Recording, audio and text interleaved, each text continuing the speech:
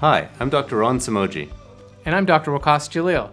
The purpose of this video is to give you a brief overview of the procedure. But remember, the most important first step in your surgical journey is the consultation, and we look forward to seeing you then. There are so many decisions that come into play when we're deciding on breast augmentation.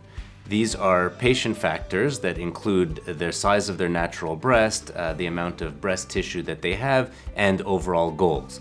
We use a series of different technologies and techniques in the office to help patients make those decisions. One good example of this, and one that patients really love, is 3D imaging. Using a series of photos that we can take in the office or that patients can even take at home, we can simulate the effects of placement of different types of implants and implants in slightly different locations, which we'll talk about in a second.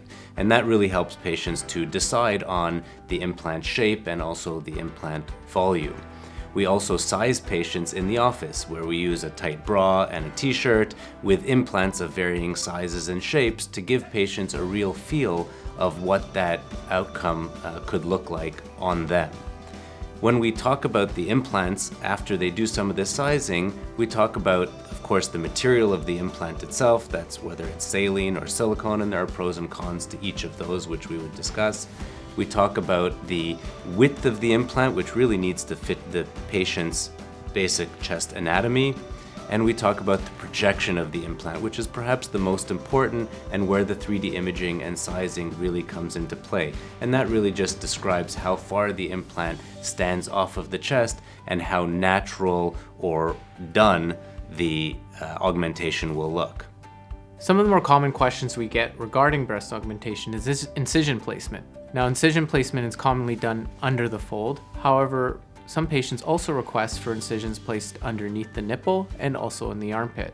Generally speaking, implant placement is also a detailed discussion that we have during the consultation.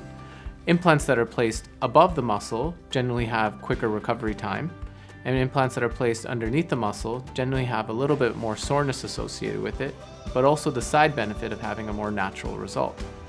Millions of women across North America get breast implants each year. Whether for reconstructive or aesthetic purposes, a lot of them have great, if not amazing, outcomes. Previous generations or older generations of breast implants tended to have complications specific to rupture or leaking of the implant material. Thankfully, as the newer generation of implants have come in, this complication has been reduced quite a bit. Another common complication with the older generation implants was capsular contracture. Thankfully, again, now with the 4th and 5th generation newer implants, this complication has been reduced significantly. There are a number of minor complications also associated with breast implants, which we talk about specifically in our consultation. The general risks of any surgery include things like bleeding, infection, blood clots, anesthetic complications, some degree of discomfort or pain after surgery, and some downtime, your inability to do some of your normal daily activities or exercise for a period of time. A lot of these complications refer to general complications of surgery, but the ones that we really focus on are those related specifically to the implants. When we talk about this with patients, we're very realistic. An implant is a piece of plastic, one way or another, that's placed in the body. It's not necessarily supposed to be there, but it does a great job at what it's supposed to do. And so there are, of course, some complications associated with that. Things like the implant breaking or rupturing can still be an issue, although very, very rare.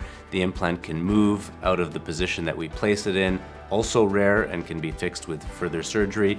Capsular contracture, as we mentioned, very, very rare, but still happens from time to time and may require further surgery. There are, of course, general risks. Having an implant may affect nipple sensitivity. It may affect the general shape of one breast differently than another breast, which we would call asymmetry. And you may be able to feel or see the edges of the implant, again, depending on what type of breast augmentation you choose and what the natural breast looks like before augmentation. So these are general things that apply to implants, and they're really quite rare and discussed in great detail during the consultation. Some of the risks that patients read about very commonly on the internet and on websites, including ours, include two things. One is called ALCL, and the other is called BII, or breast implant illness. The first, ALCL, is one that is very well understood and is associated very specifically to a certain type of implant, which is a textured implant. This is a problem that is very, very rare and one that is easily picked up by patients if patients know what they're looking for. And of course, this is something that we talk about during consultation. Having said all of that, we don't use those implants these days, and so it's not something that we talk about in patients that are having implants placed today.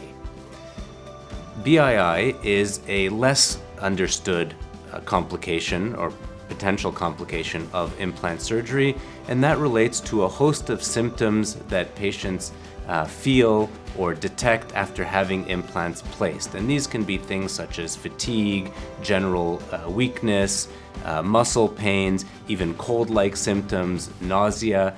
These are very general symptoms that can be attributed to some other problem or maybe to their implants. The truth is we just don't know. We are constantly gathering data on this, and all of our data today shows that there's no clear relationship between implants and BII. But of course, as we started with, this is a piece of plastic that we're placing in the body, and there may be some patients that don't react or get along with these implants in an ideal fashion. Again, these are very, very rare problems.